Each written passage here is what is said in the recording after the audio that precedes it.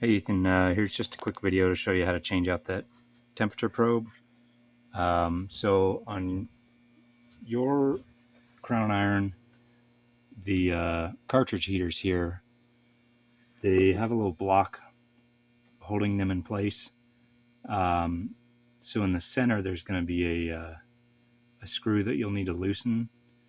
That block kind of gets in the way a little bit of getting the temperature probe itself out. So if you take that screw out that's holding the block on there, just be real careful because these wires going into the heaters, if you bend them, they can break off. So that's, just pull that screw out and try to gently pull that block away just enough to where you can get a 10 millimeter wrench, or 10 millimeter on this temperature probe. Zoom in a bit so you can actually see something.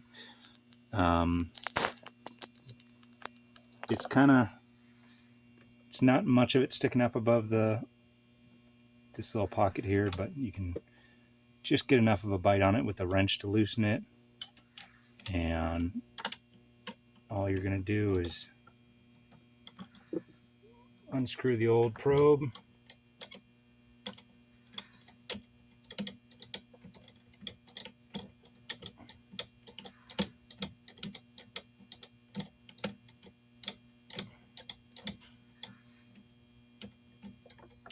and then once that's out, I think the easiest way, mine doesn't have the loom on it, but the easiest way on yours might be to just take some side cutters and just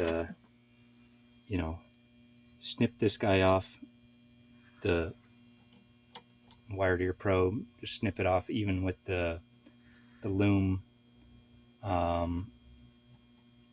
That's easier than pulling everything apart and feeding everything through the loom again.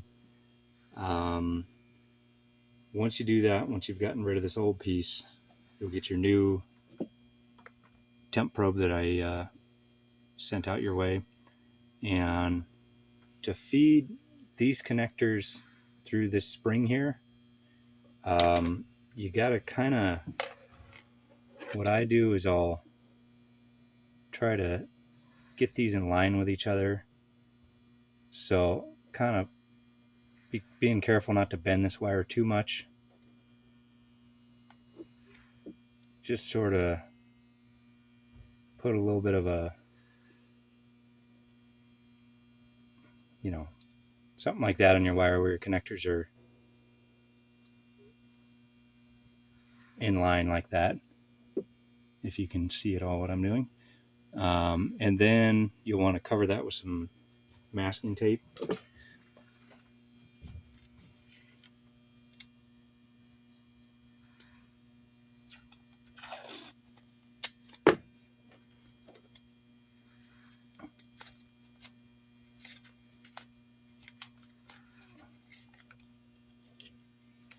We're just trying to cover up anything that would snag it all when you're feeding it through that spring.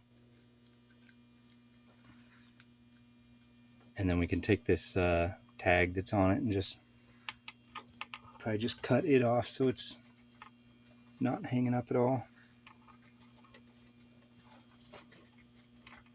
I don't know what I did with my knife. Anyway, might be able to just fold it up in this case. So this we're going to want to feed through this spring here. And hopefully it's not too tight where it'll actually go. I think it'll probably feed through yours a little easier than mine because I have some different connectors holding these wires together.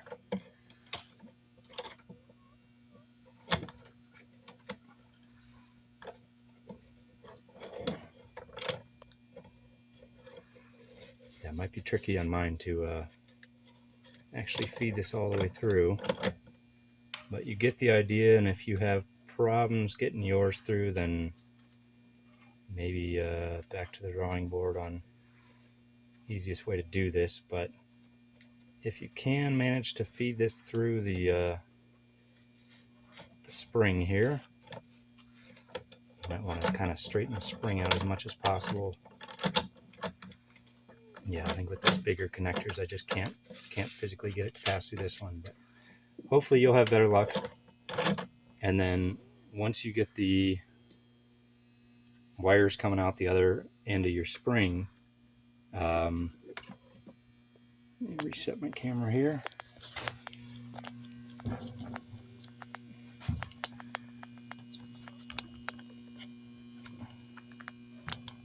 Oh, I have a light on here. Might make it easier to see. Mine doesn't have the loom at all on here, but the easiest thing, again, for you to do would be just to run this wire once you get it through along the loom, and you can kind of tape it a couple spots with some electrical tape or zip tie it or whatever you want to do. And then what I did on my enclosure here is I just drilled about a 3/8 hole in the enclosure, and that way I can just feed this wire through there.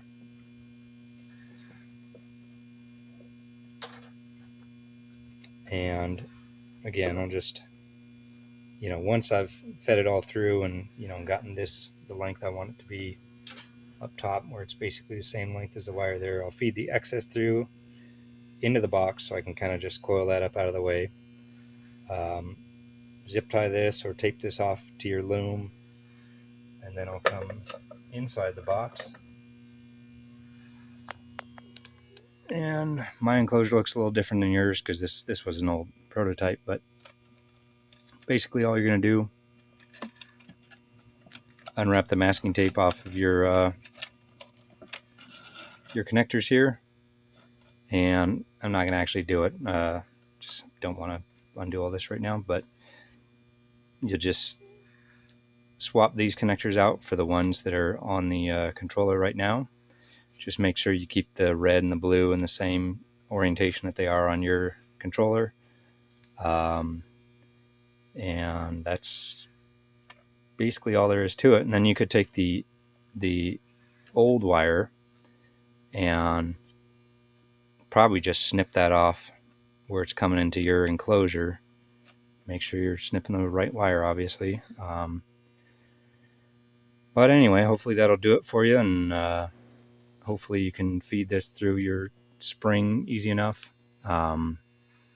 Just let me know how that goes for you, and if we need to try to figure out an easier way. I mean, you can just pull everything, disconnect everything, pull it all out of